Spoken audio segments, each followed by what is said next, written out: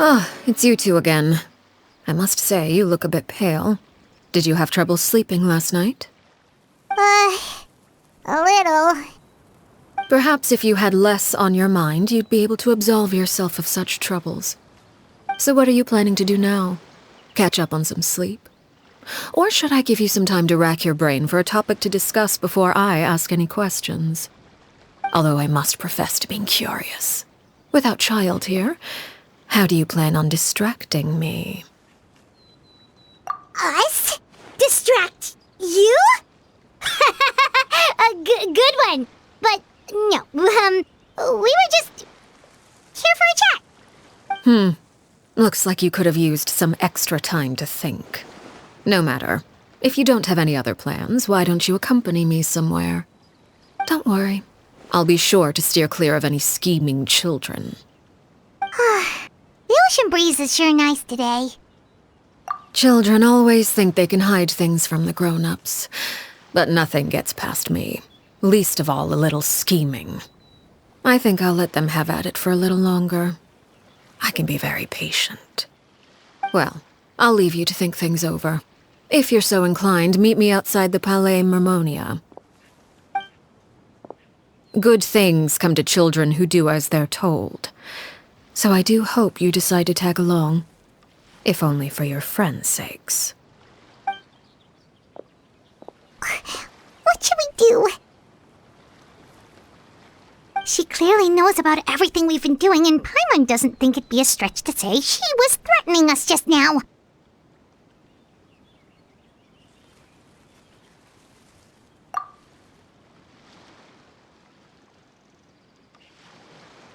Oh, good idea. Hopefully he sees it in time. Well, we should probably head to the Palais Mermonia. Paimon doesn't want to find out what happens if we don't show up. Based on what the knave was saying just now, it sure didn't seem like it'd be anything good.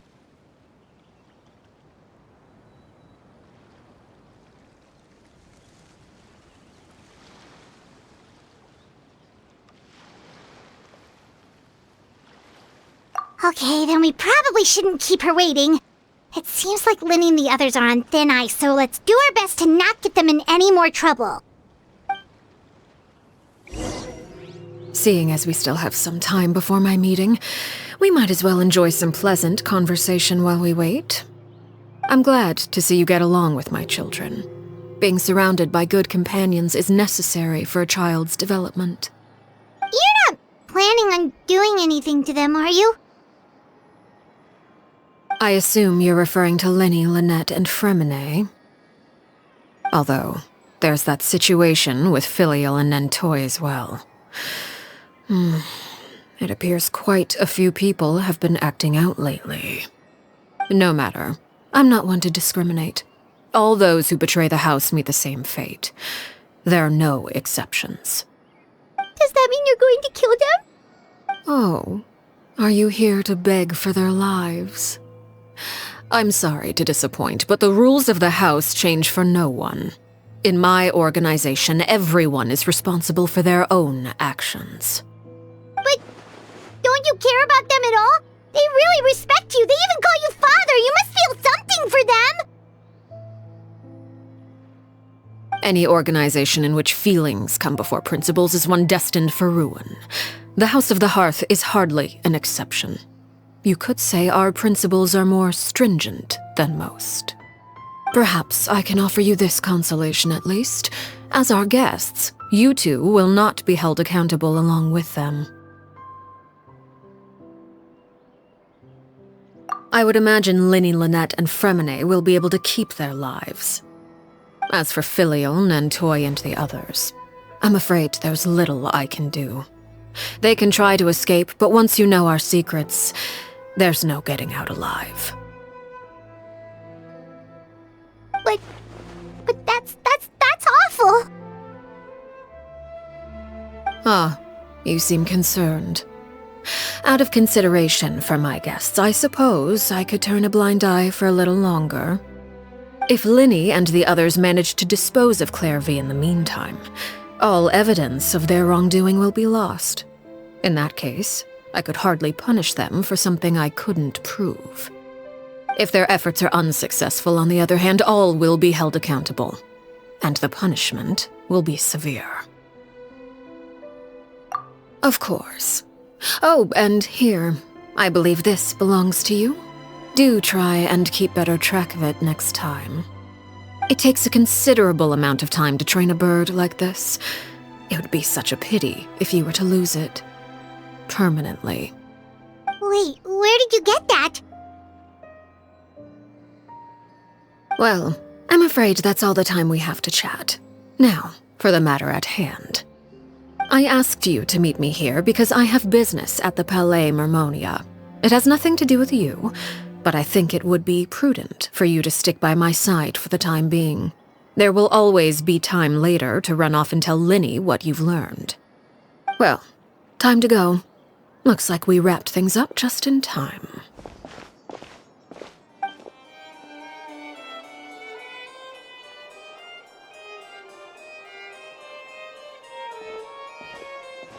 It's been a while, Monsieur Neuvillette.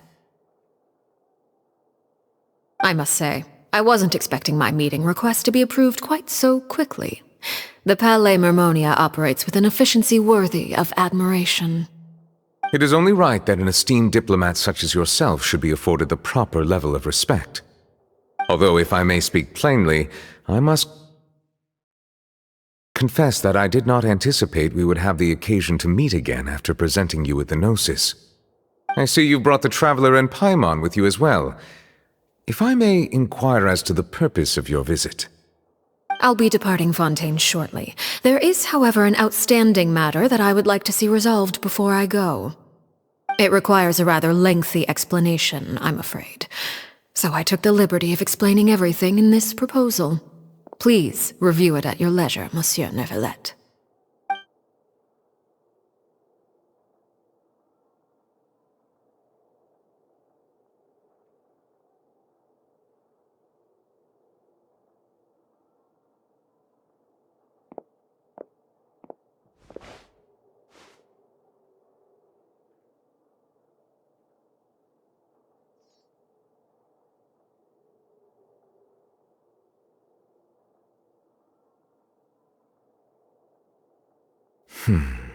I understand your request. However, at the risk of causing offense, I must admit that I fail to see why you would wish for such a thing. I heard you have a certain fondness for water tasting, Monsieur Neuvillette, so allow me to use water as an analogy. A family is like a large body of water with countless rivers flowing in and out. As someone who watches over this system, I would hope that each river that flows from the source will eventually reach the ocean. Of course, objectively speaking, I know this is impossible. Most of the rivers will dry up along the way, disappearing into the ground and leaving nothing but a barren riverbed behind. Not all rivers are destined to reach the ocean, but I would not see their existence rendered meaningless. I believe the water that flows within them is simply meant for a different destination, like a field in need of irrigation. Or perhaps the glass of a certain water-tasting enthusiast. Did you get any of that, Traveler? Your words paint an optimistic picture indeed. Allow me to remind you, however, few among us are willing to sip from a glass filled with tainted water. It may have been tainted at one point in time, but not to worry. I'll make sure it's strained of all impurities and returned to its cleanest form.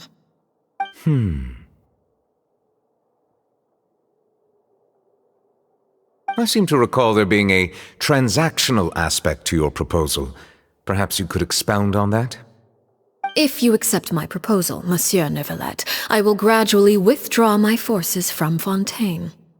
And, unless absolutely necessary, I will no longer carry out any special missions within Fontaine. I presume I can take your words to mean that, in the future, cases similar to the Tartuffe assassination will cease to cross my desk? Tartuffe? Ah, that thief who embezzled funds from all those charities, you mean? My deepest condolences to his family, but without any evidence, I cannot imagine how the House of the Hearth might have been involved in his passing. Of course, if you accept my proposal, Monsieur Neuvillette, I'm sure certain measures could be taken to reduce the frequency of such troubles. You choose your words carefully indeed. In that case, I am inclined to accept your proposal. My thanks for your generosity, Monsieur Neuvillette. Well, with that settled, we should be going now. I took the liberty of bringing along 2 bottles of spring water from Snezhnaya for you to enjoy. I do hope I get the chance to hear your impressions. Perhaps at our next meeting, yes? Indeed. I trust you would not overlook your commitment in the meantime. All right, Traveler Paimon. Time to go.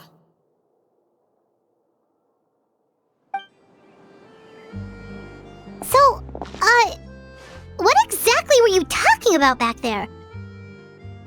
Paimon only heard you mention some rivers, a large body of water, and then some kind of irrigation scheme. You really want to know? I would imagine there might be more pressing concerns at the moment. Winnie, Paimon really hopes everything's going okay.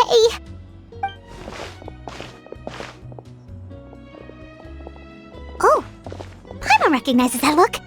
You've got your thinking cap on, don't you, Traveler?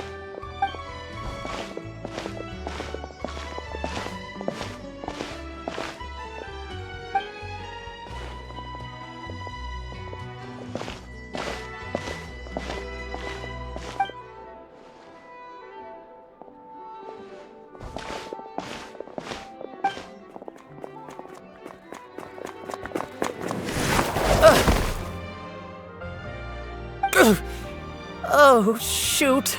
Are you alright? Oh, jeez. I'm so sorry. I was so focused on selling these papers, I wasn't looking where I was going.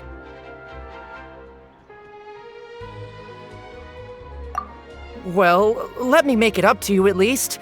Here, take this paper. On the house.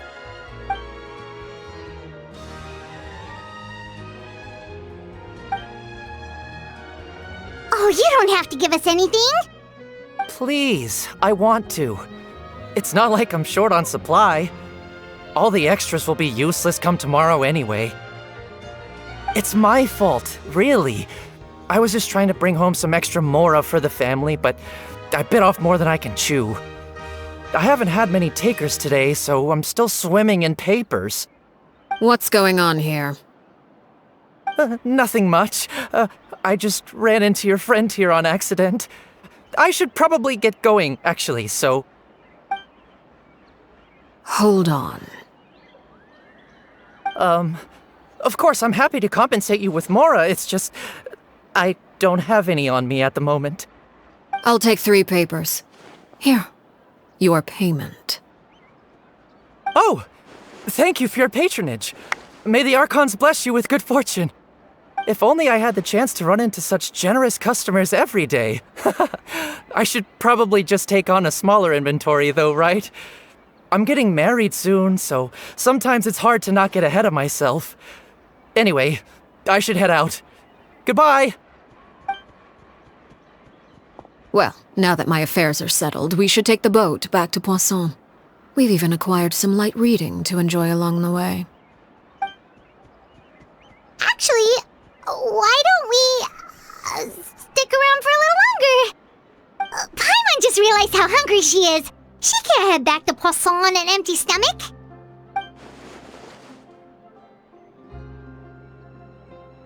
It appears you two are under the impression that delaying our return will somehow alter the situation in your favor. I'm sorry to ruin your fantasy, but your efforts are meaningless. That being said, I could be persuaded to give Linny some extra time. I just have one condition. If you agree to my request, I'll even answer some of your questions. You're quite curious about Clairvy, are you not? And my relationship to her. Wait, why are you being so generous all of a sudden? You're not gonna ask us to do something bad, are you? You overestimate yourself. You don't have the talent for bad things. Then what can you possibly... The most important consideration in a negotiation is that both sides receive something they want. Demands and threats only get you so far. Wonderful. Here it is. When the time comes, make the choice that you deem most appropriate in the situation, and lend your help to the House of the Hearth. Okay. Sounds normal enough. But what do you mean, when the time comes? When is that supposed to be? That is for you to decide. Then we have a deal. Follow me.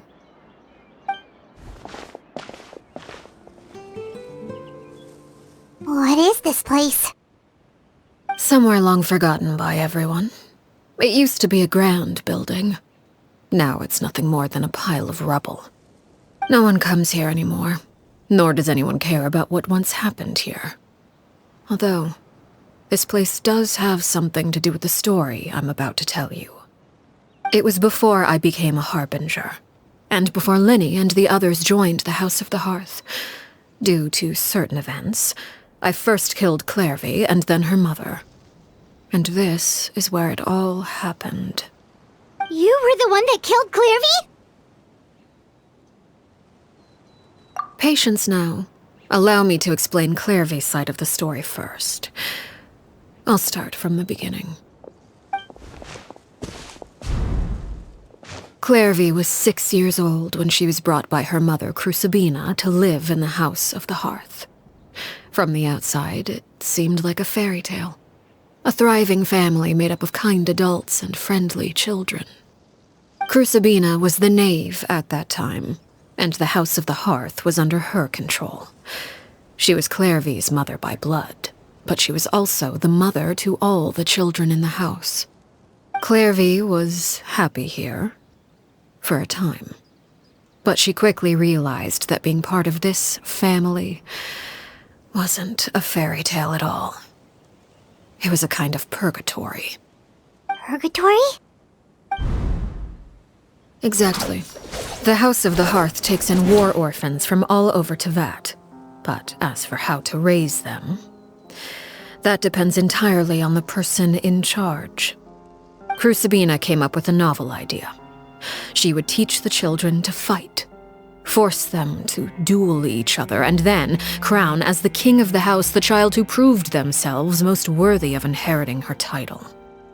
It's difficult to estimate the number of children who died or were maimed in the process. There's little I can say about the ones who died. The ones that emerged with permanent injuries, on the other hand, well, they still served a purpose. They would be handed over to the doctor to be experimented on, or sent away on dangerous missions. Nothing more than tools to be used and then discarded. So those were the experiments Clairvy was talking about. But what actually happened to her? You said that Clairvy was Crucibina's daughter, so if Clairvy tried to convince her to stop what she was doing, Crucibina probably would have listened, right? Despite being Clairvy's mother, Crucibina cared little for her daughter. She forced Clairvy to join the House of the Hearth only as a means to demonstrate her own impartiality as a mother, to prove that she treated all her children equally.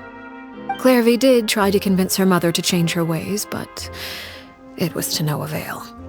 After her efforts failed, the only other option was to rise up and try to fight back. Unfortunately, the other children had already been thoroughly indoctrinated into the illusion of happiness Crucibina had created. Of course, there was one exception. Someone Clairvy's age who knew the truth about the House of the Hearth. Her name was Peruere. Wait, the friend that Clairvy mentioned? Friend, huh? I suppose we can call her that for now. Clairvy was a cheerful and passionate person with a tenacious spirit. Peruere, on the other hand, was rather cold-blooded. Her cold-blooded nature allowed her to see through Crucibina's facade. Yet, it was also this cold-bloodedness that prevented her from acting against it. At least at first. While Clairvy longed for freedom, Peruere was convinced that, amid all the fighting and violence, she would make it until the end. Despite their differences, the two became fast friends, united by their knowledge of the truth. Clairvy told Peruere that she hoped to create a real family, where no one would be killed or sacrificed. There may have been a certain naivete to her ideas, but Clairvy proved her determination many times over. She tried countless times to run away, ask for help, or expose the truth. But her efforts only earned her beating after beating. The only thing that kept her going was her strength of will. Even with her body racked with pain, she would still stand on her tiptoes and open the window at night. She and Peruere would look out at the moon together, a fierce longing for freedom shining in her eyes. But one day that light simply vanished. Oh no. What happened? Her hopelessness resulted from a culmination of things. 10 years had passed. 10 years worth of failure after failure. She and Peruere weren't children anymore, but finding any chance to escape still seemed as hopeless as ever. It was during this time that Peruere suggested a new plan. If escaping was out of the question, why not take down the very person sitting on top of this throne of lies? Mother herself. Clairvy rejected that proposal.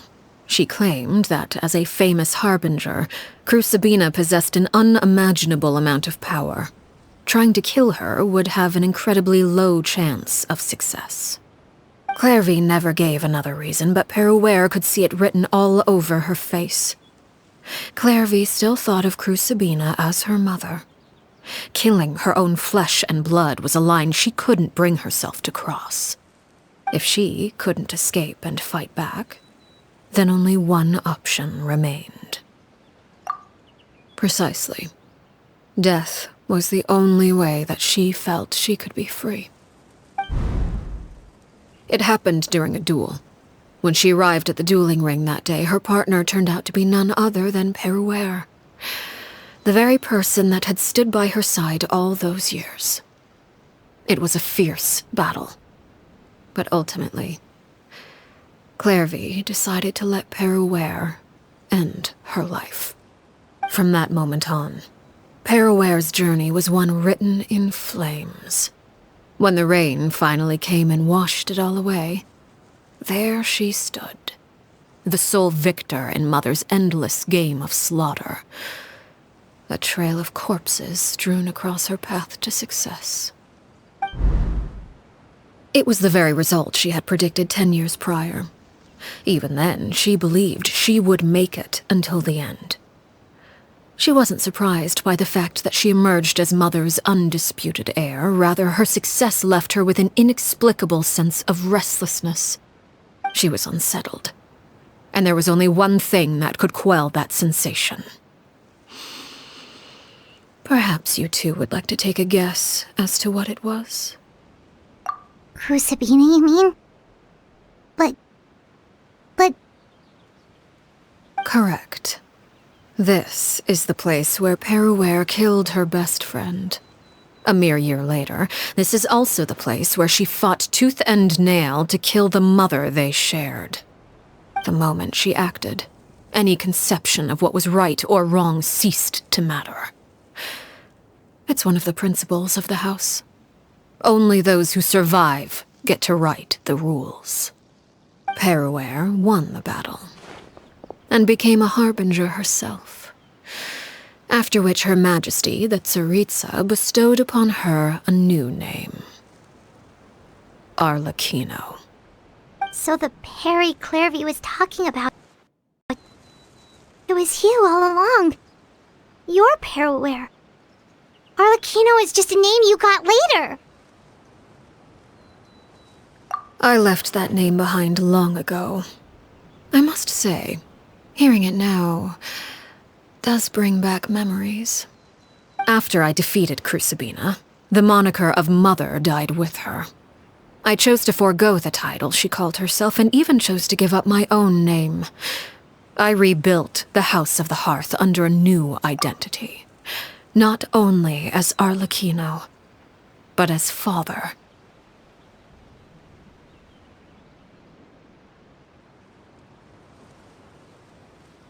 And that is where the story ends. Any more questions? Yeah. Based on what you just told us, Clairvy wasn't a little kid when she was killed. So the Clairvy we met... Was she really a spirit at all? I suppose you could call her an illusion born of flame. Her existence is like ashes to a fire. Something left over in the wake of blaze and ruin. You see, a certain power runs through my veins. It's not unlike a curse. My flames leave behind shadows of anything they consume. Of course, the chances of those shadows morphing into a sentient entity are exceedingly slim. Clairvy is a very special case. Clairvy died when she was 16 years old, but what emerged from the flames was her 6-year-old self. Her appearance wasn't the only thing affected. Most of her memories were lost to the blaze as well. Memory is a mysterious thing indeed. Losing a portion of your memories will alter your sense of self. Lose 10 years' worth, however, and it would be like living in the past.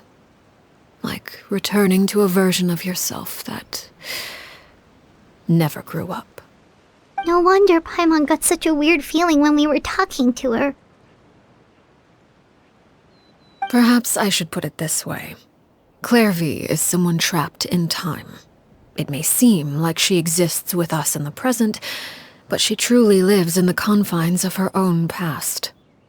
So if all of that is true, then you must have known about Clairvy for a long time. Indeed. She's a rather volatile and unstable entity. Sometimes she would look after the children. She's even saved some of their lives.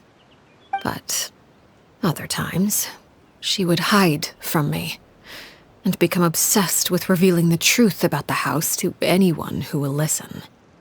Shadows don't have the capacity to learn or grow. Any new information they encounter is quickly forgotten over time. Your attempts to expose Clairvy to sunlight. They failed, yes. The reason is actually quite simple. In Clairvy's mind, the house is impossible to escape, and it is this very perception that traps her there. But no matter. All I have to do is kill her again, and all will be resolved. I don't anticipate so much as a single speck of ash will be left behind this time. Wait! Paimon can understand why you might want her gone, but isn't there another way? So what if she's trapped in her 6-year-old self? She's still your friend! At least talk to her first! It's too late for that. She broke the rules, and now she must be punished. That goes for Filial and Nantoy as well. She's had quite the effect on them. I hope you understand the difference between Crucibina and myself lies in our formulation of the rules, not our policy for enforcing them. Upholding the rules without question is a trait we both share, because that is how a household should be run. Is this really what you want to do? Whatever could you mean? Don't you want to say a proper goodbye at least? Whether as a killer or as a father, there are two things that must be avoided at all costs: anger and sorrow. Anger makes you impulsive. Sorrow causes you to waver. Well, it appears it's about time to proceed. Before we arrived, I told some of my well-behaved children to bring our troublemakers here by nightfall. I do believe I've kept my end of the deal. I give your friends quite a bit more time. As for what happens now, we'll just have to wait and see.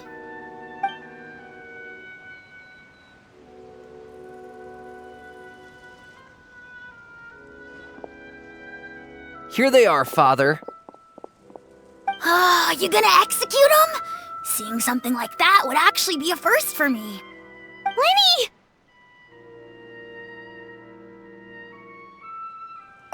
I'm sorry. I heard about how you helped buy us more time. But I still failed. I couldn't find a way to fulfill her wish. Huh? Are you... Perry? Indeed, it's been a while, Clairvy. Perry!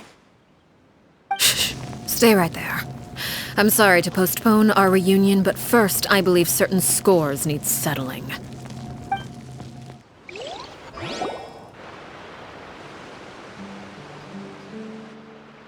Father, let me explain. Out of my way. Father! You chose to conceal a threat to the house, and for that, you must be punished. Overall, however, I suppose your wrongdoing is hardly the most egregious of the bunch, so I'll deal with your punishments later. As for right now, the more pressing concerns are the traitors among us. By traitors? Do you mean us? Father, let me explain. We didn't mean to... Fultz, why don't you share what you heard? Yes, Father. Secret Midnight Meeting number 3. Participants, Filial, Nantoi, Sato, Toddy. Nantoi clearly said, if only Father wasn't the one who took us in. Sato added, I'm sick of this life. I just want to live as a normal person. Filial was the worst of them all. She called us crazies and said a bunch of mean things about Father. I did not! You're lying! Fultz is trying to frame us! It's not like I'm the only one who heard those things. After that, you and Toddy and a bunch of other people started talking about Clairvy. You were using all those things Clairvy brought up as an excuse to question Father. We're birds locked in a cage. The only way out is to destroy it. That's what you said, wasn't it? You little... You just want me gone, don't you? What did I ever do to you, huh? And you, Sheplo, have you forgotten who stood by your sickbed, watched over you, and changed your dressings? Come on, let's hear it then. What's your reason for all this?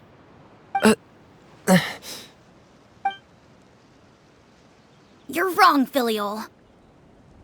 We don't want you to die. You're our family. Liar. You wouldn't be doing this if that were the case. So why? Why have you backed us into a corner? We all live in the House of the Hearth. You know the type of work we do, Filial. A single betrayal can cost dozens of us our lives. It's not like it's never happened before. That kind of thing is hard to forget. That's why the House of the Hearth cannot tolerate any form of betrayal. Ever since we came to Poisson, you've had 7 secret meetings. A lot of the things you talked about really crossed the line. You've been spying on us for half a month? Wait a second. Now that I think about it, the move to Poisson was just a way to make it easier to spy on us, wasn't it? Because we were all in one place. You've had this planned all along. Filial, Nantoi, I'm sorry. I owe you both my life. I owe Clairvy too. If it weren't for all your help after I got poisoned, I wouldn't be standing here today. If this were any other situation, I would do anything to repay that kindness, even if it cost me my life. But rules are rules. I'm sorry. My hands are tied. Why? Why? That's enough, Filial. We made a mistake, and we should own up to it. We broke the rules, plain and simple. And now we have to face the consequences. I'm sorry, Sheplo. Fultz. I'm sorry, Father. We accept our punishment. Chaplot, according to the rules of the House of the Hearth, how should these traitors be punished? All those who betray the house pay with their lives. And so it shall be.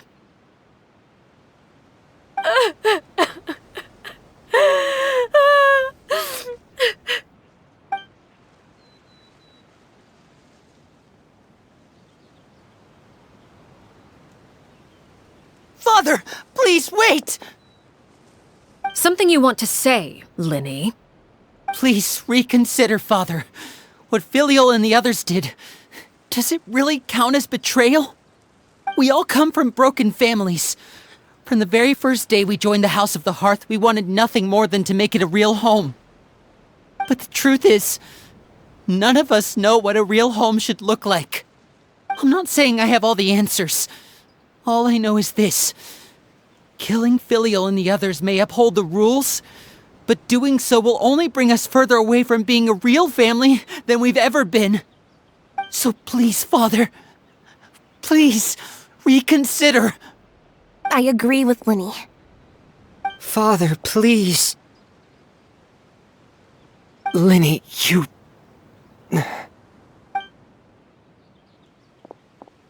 I also agree with Linny.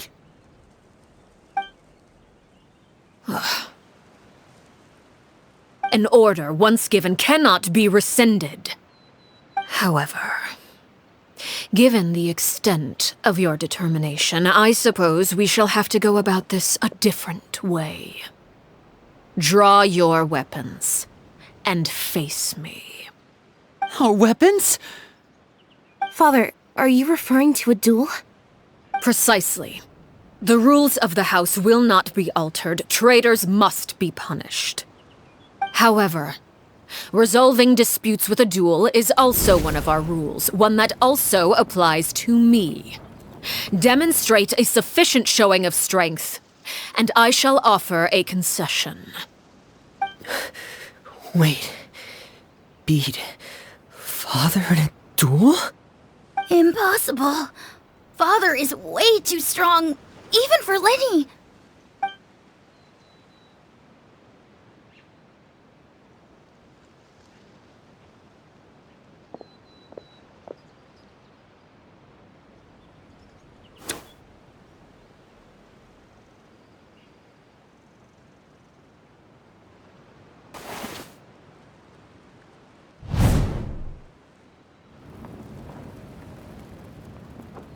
Did you hear that, Traveler? Lenny and the others have to duel the knave. What should we do? Can they really win something like that? If they lose, those people from the house are really gonna be executed. Hey, are you listening?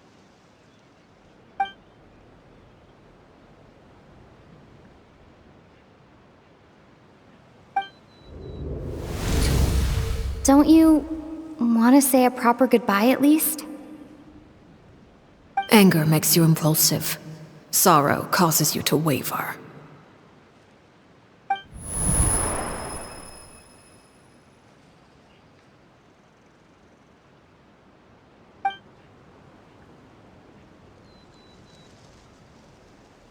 Oh, looking at that expression on her face, she seems really serious about this. Guess that means there's no chance she's throwing the duel on purpose, huh?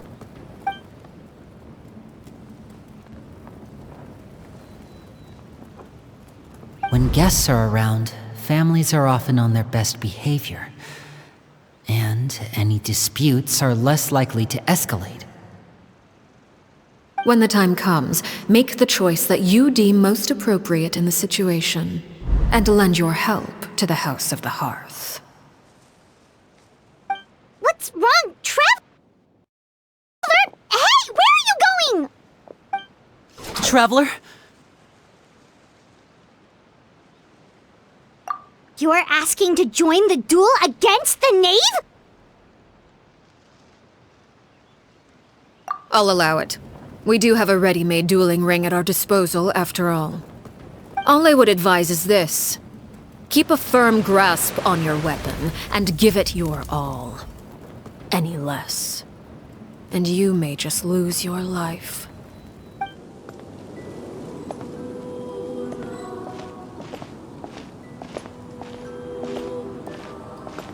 Closer now! Why the hesitation? With these rising flames! One with nature. Fallen leaves, adorn my night! Is it my turn now? Closer now! Teamwork is dreamwork! Hang in there! With these rising flames!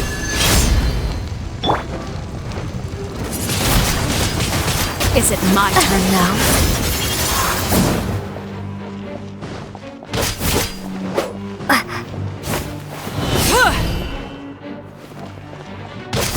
Look out! Closer now! Yeah!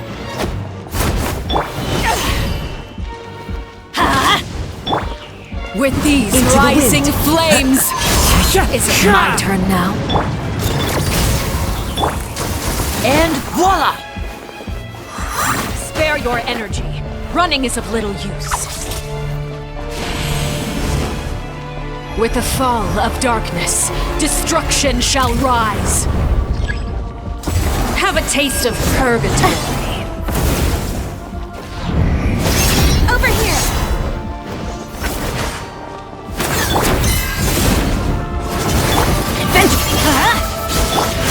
The wind knows me.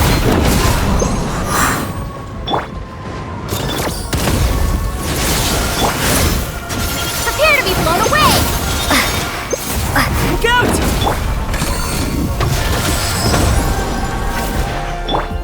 With these rising flames! One with nature.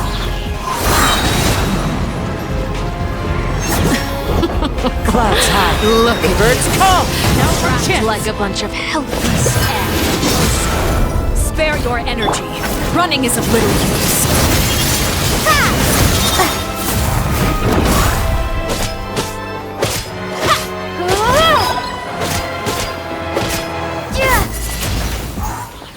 Closer now. Hang in there!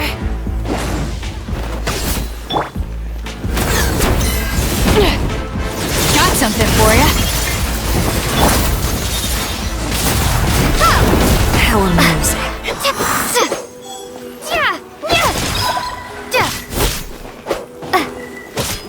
If I really have to draw my blade, then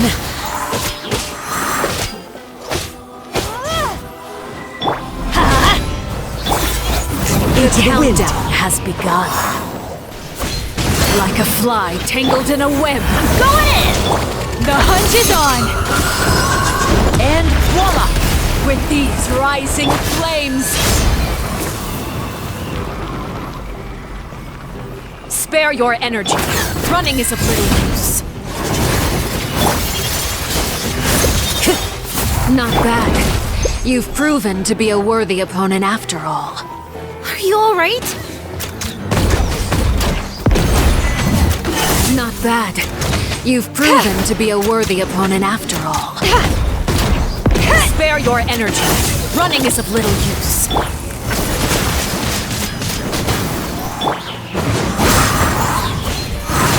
Look out!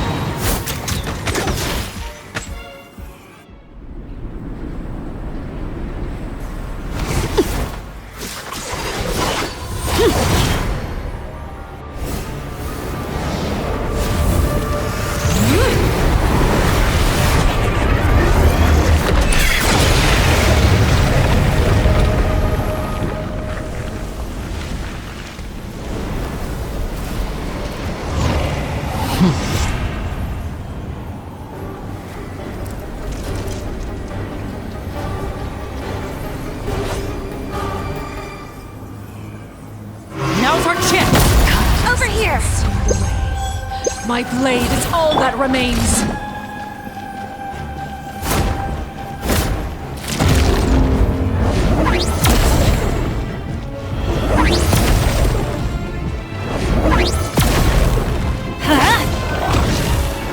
for Father's movements! Look out!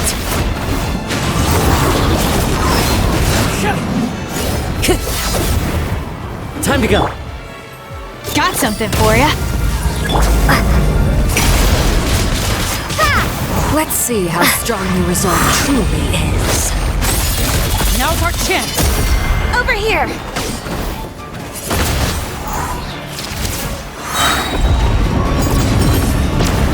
The sun and moon have set. Only ruin remains. Prepare to be All blown hope has away! been extinguished. Watch out for Father's movements! Look out!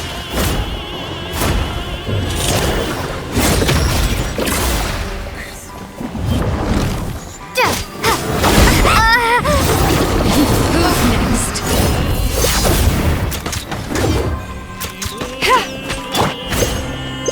Now's our chance! Over here!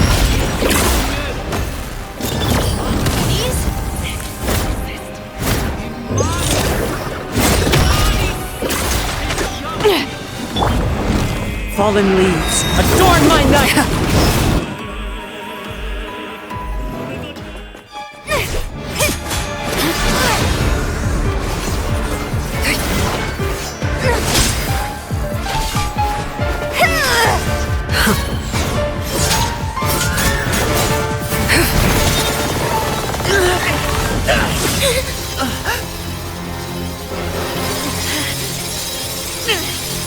You should know better than to crowd in one place.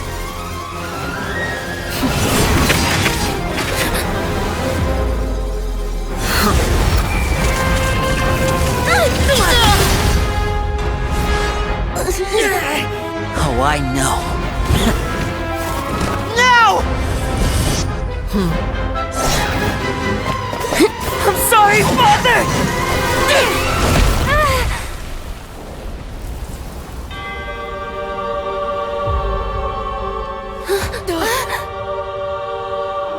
Sorry for what? This pitiful excuse for an attack.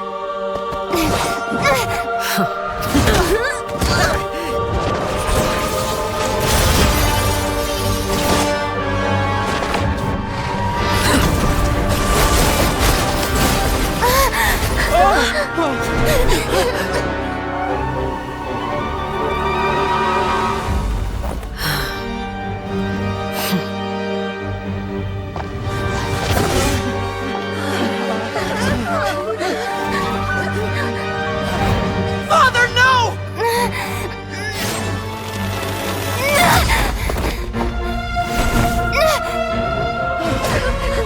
Made it out, did you? You're stronger than I expected.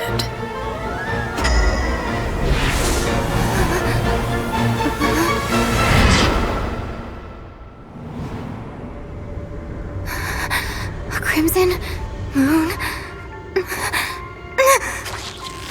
I can't move.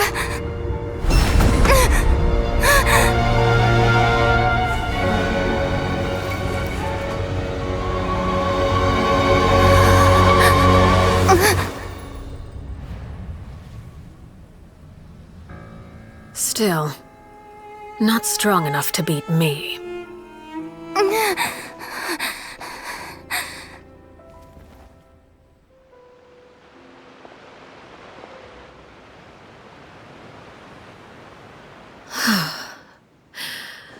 I believe we can end things here. It's not often that we get to enjoy the company of guests, after all. We wouldn't want things to get too out of hand. Brother, are you alright? Lenny, Given that I am the victor of this duel, as agreed, the punishment stands. No! I never thought things would end like this. However, everyone involved in the duel demonstrated a remarkable level of strength and determination. In light of this, I'm prepared to change the method of execution. Elwar, the bottled flames I gave you for safekeeping. Do you still have them? Yes? I wasn't sure what they were for, but I've kept them super safe. I didn't lose a single one. Wonderful. Then, in just a moment, I'll have you administer them. Bottled flames? Indeed. They're the product of a secret experiment. Under certain special circumstances, flames can be extracted from my person and preserved. Once ingested, searing pain will spread across every inch of your body. No harm will come to you physically, but your memories will be burned away. If you can withstand the pain. When you awake, you'll have forgotten everything you know about the House of the Hearth, and will be expelled from the organization. In other words, administering this concoction will kill the version of you that grew up in the house, and give you a new identity.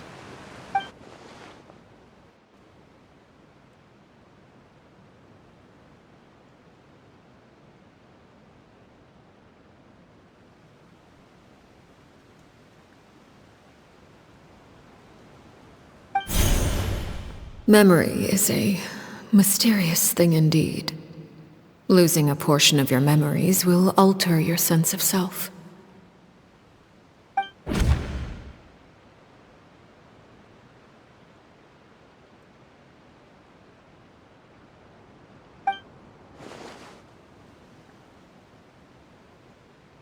So, you're just letting us go, Father? You misunderstand.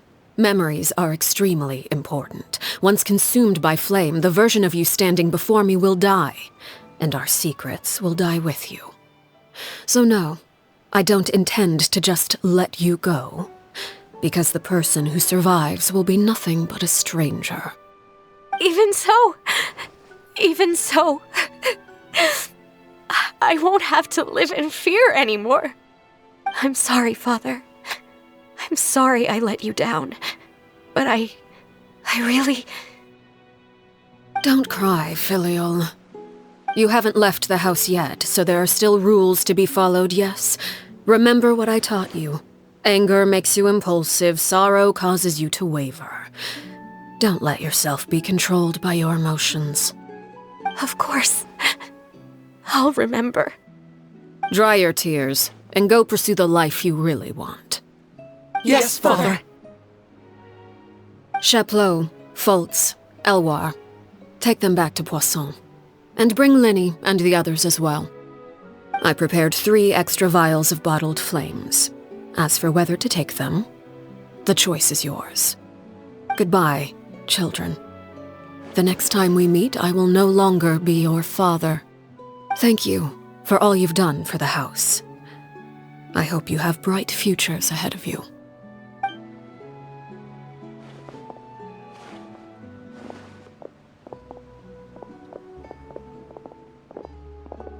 Father!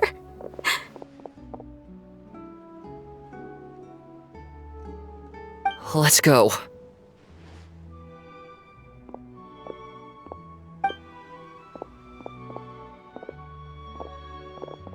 Here, grab my arm, Linny. I'll help you walk back. Thank you.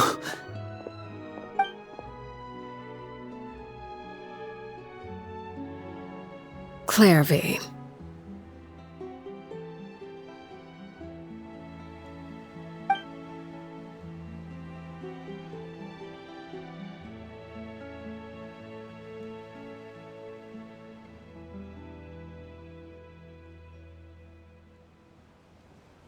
Can we talk now?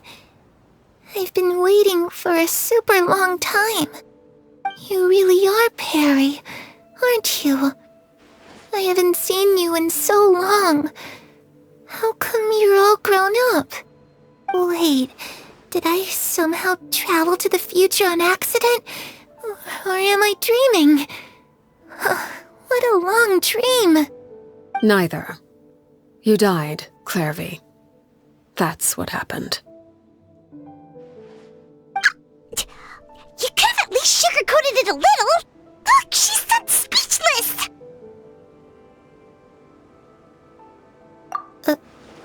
Oh. Okay then. Huh? That's it? You accepted it just like that? Yep. If that's what Perry says happened, then I believe her. Perry wouldn't lie to me. Plus, I don't really need to know why I'm like this. I'm more curious about what happens in the future. If you're a harbinger now, Perry, that means Mother is gone, isn't she? Can you tell me about it? I want to know what happened to her. And to me. You never stopped trying to defy fate. At first, no one believed you. You could only vent your frustrations to the moon. In fact, you often sought comfort in the night sky. You wanted to see the aurora, so one night we promised each other we would go to Snezhnaya to see it together. Later on, you tried to run away, but you were brought back each time. Mother spared your life, but it wasn't out of kindness. Instead, she decided to make an example of you by slowly torturing you over time. That way, the other children would know what happens to traitors. Still, you never gave up. Mother hoped that through ruthless duel after ruthless duel, she would be able to crown an ultimate victor among the children she raised.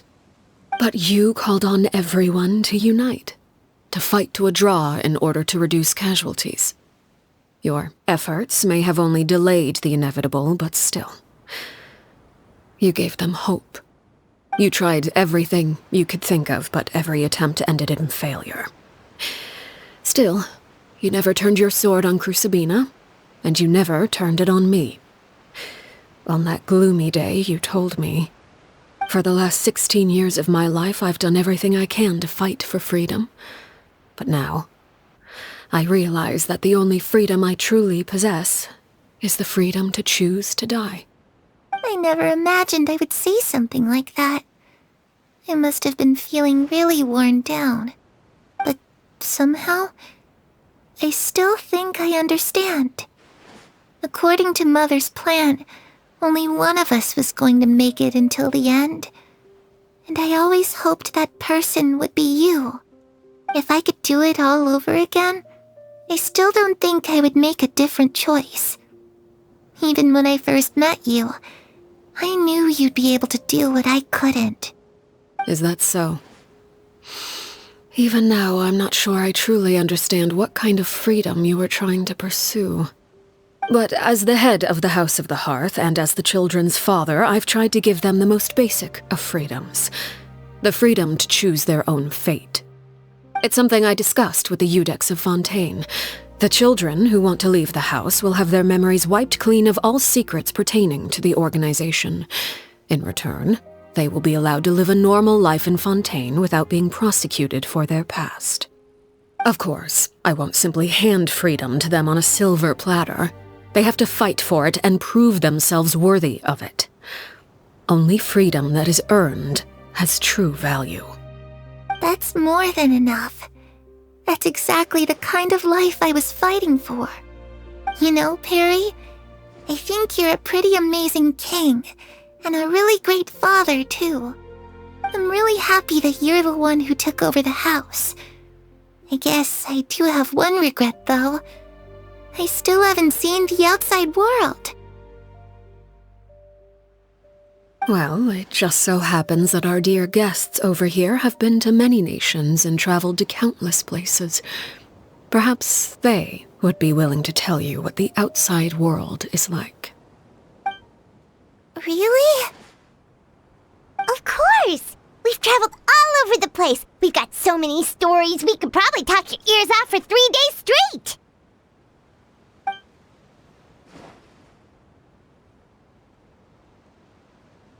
You know, I used to dream of being a bard. Playing the lute while singing into the winds of freedom. Even if there was no one there to listen, I would have continued to sing no matter what.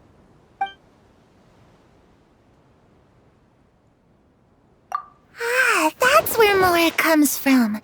I never knew that before. If I had some Mora, I would buy 3 new dresses. One for me, one for Perry, and one for Mother.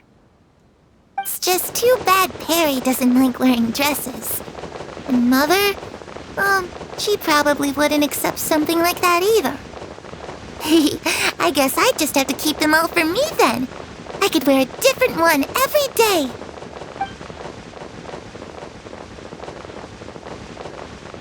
Those yokai you mentioned, what do they look like? I once saw a drawing of this one guy with horns on his head and a super scary face. Are there any yokai like that? Oh, sounds like you're talking about an Oni.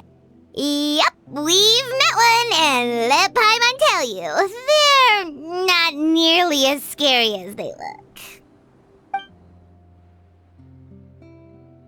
I was always too afraid to skip Mother's fighting lessons.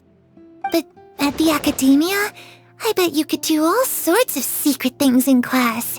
Things that have nothing to do with studying. I'm just kidding. Being able to study whatever you want without having to fear for your life actually sounds pretty great.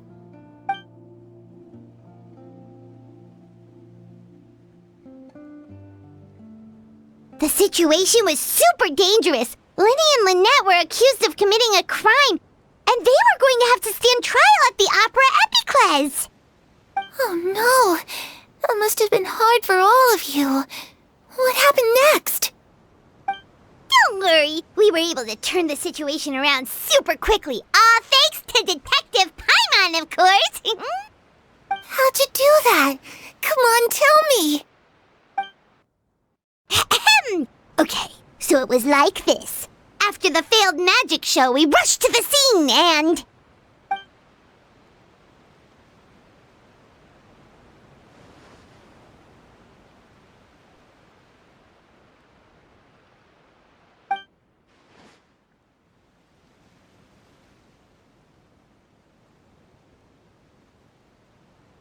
Shadows don't have the capacity to learn or grow.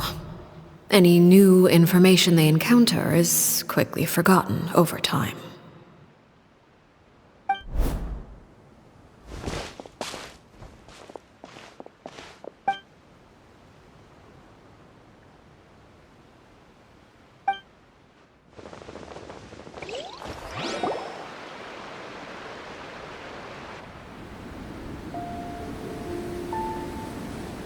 Clairvy, you've worked tirelessly from the shadows to overthrow the House of the Hearth.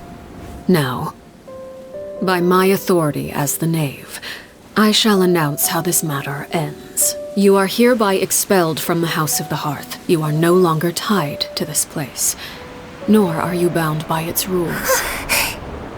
You're saying that I can finally leave? I get to experience the outside world as well? Oh, I almost forgot. There's no getting older for me. Still, seeing who you grew up to be makes me really happy, Parallare. Take care of yourself. Goodbye. May we meet again someday.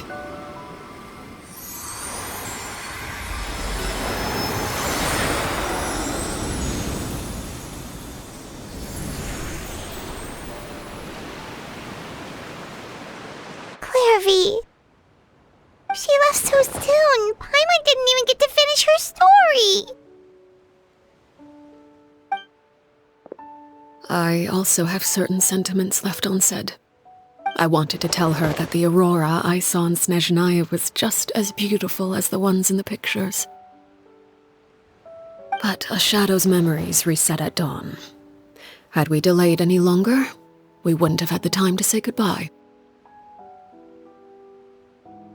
Whatever regrets may linger, let them be lost to the coming of a new day. Father? It's Linny! Hey, Linny!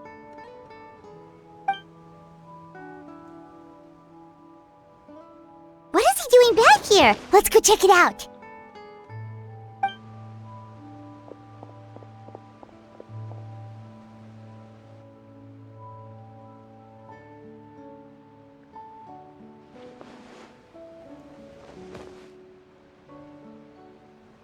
Father, the bottled flames have been administered.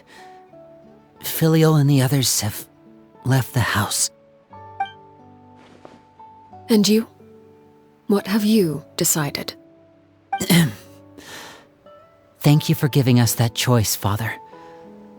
But we never wanted to leave the house. It's the only home we've ever known. Lynette and Fremine feel the same way. They're recuperating back at the Hotel Bouffe d'été. But I decided to come back and tell you where we stood. I'm sure you're well aware of the expectations I have for you. I want you to follow in my footsteps and become the next king of the house. Yet you seem to have different ideas. I must admit, I'm rather surprised by your decision to stay. There's nothing wrong with choosing to live a quiet life. Leading this organization is a heavy responsibility, one not so easily carried by someone forced onto the throne. I just never understood what you saw in me. What made you believe I was deserving of that throne? You're brave, talented, and, most importantly, you cherish your family. You would do anything to protect them, even if it costs you your life.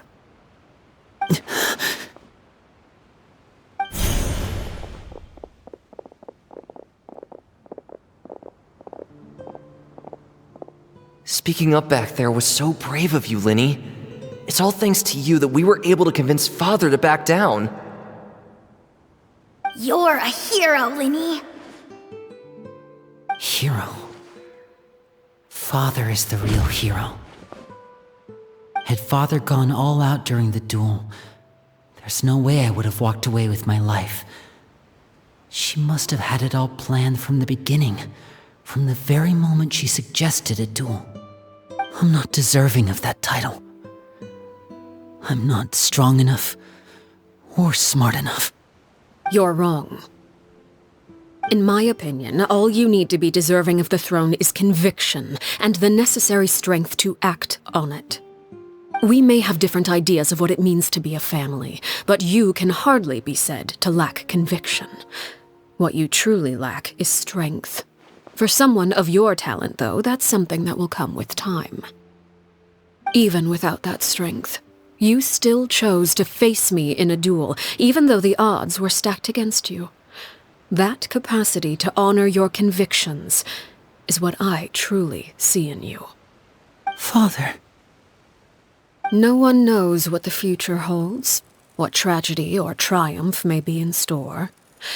Being at the head of this organization requires the strength of will to face whatever comes. Caution will only hold you back. If reaching a certain standard were required to go after what you want, I would never have succeeded in killing my predecessor. Back then, there was still a considerable gap between our abilities. Strength may decide the ultimate victor, but those who let a lack of strength dictate their decisions or undermine their convictions will never be worthy of the throne. I understand, Father. Thank you. Children must grow up to surpass their parents. Only then can a family continue to flourish. The road ahead is not an easy one, so I'll ask you one last time. Are you certain you want to stay? You've done so much for me, Father, and that kindness must be repaid. Plus, with Project Stuja at hand, there are many dangers ahead, and I, for one, don't intend to back down. Protecting my family at all costs. That's my conviction. Then you're welcome to stay. As for Project Stuja, you need not be too concerned. If those cowardly businessmen and heartless dignitaries try to take us down, I'm prepared to teach them a lesson. Having members who longed for the light was our organization's last weakness. With those members no longer among our ranks, the House of the Hearth is like a spider hiding in the shadows. We need only wait for our prey to come to us. At present, our imperative is to use their plan to our advantage. In doing so, a crimson moon shall rise amid the frigid blizzards of winter. No demonstration of loyalty shall go unrewarded, and no sacrifice shall be in vain.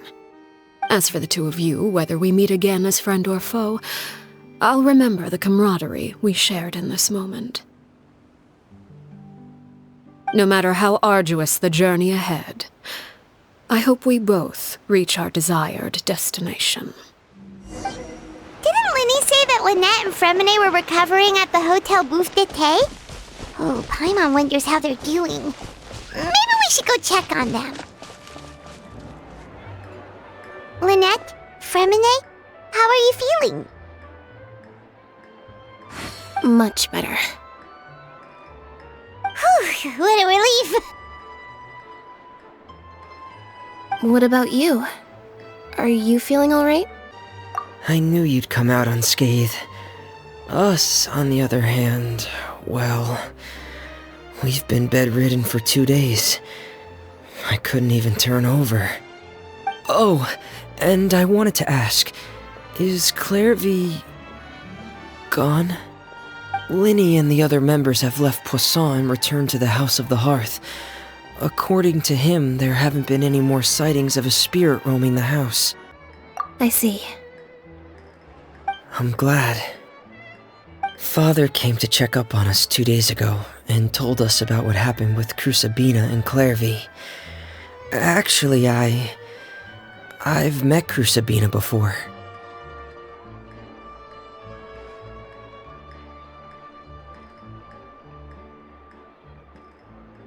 Wait, what?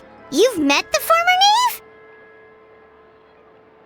Crucibina died a year after Clairvy. It was during the year between their deaths that I joined the House of the Hearth. Crucibina had an extremely cruel and radical way of doing things. While she was alive, the atmosphere in the house was suffocating. When I joined, though, the experiment she valued so much had already come to an end, and all the people involved, dead and injured alike, were gone. Crucibina never talked about the past with us newcomers. A couple of months after I joined, Father killed Crucibina and burned all her files. With that, the names of all the people subjected to her experiments, Clairvy included, were lost to the flames, along with the painful memories they represented. Father took in Lenny and me a couple months after that, but she never mentioned anything about Crucibina or Clairvy. It really seems like something she was planning to keep to herself. The last time you talked to her, did she mention why she kept it a secret for so long? She said she didn't want us to be affected by the darkness of the past. She was worried we'd develop a false sense of gratitude towards her if we knew about it. The foundation of a family should be free of any corrupting influence. Whatever happened in the past, it has nothing to do with who we are now. And that's what Father told us in the end. But I still thanked her for everything. It was only after hearing about what Crucibina did that I finally realized how insignificant our lives could have been. The members of the house meant nothing to her. To say that she valued them in any way, even just as a tool, would probably be giving her too much credit. If Father hadn't taken over the House of the Hearth, I probably would have already... Father rarely brings up the fact that she saved us. She doesn't believe that being indebted to her should be what ties us together. But even if we didn't owe her anything, we would still choose to stay. Because this is our home. We may have arguments or times when we feel wronged. Some people may even choose to leave. But as long as Father is here, we will always have a home.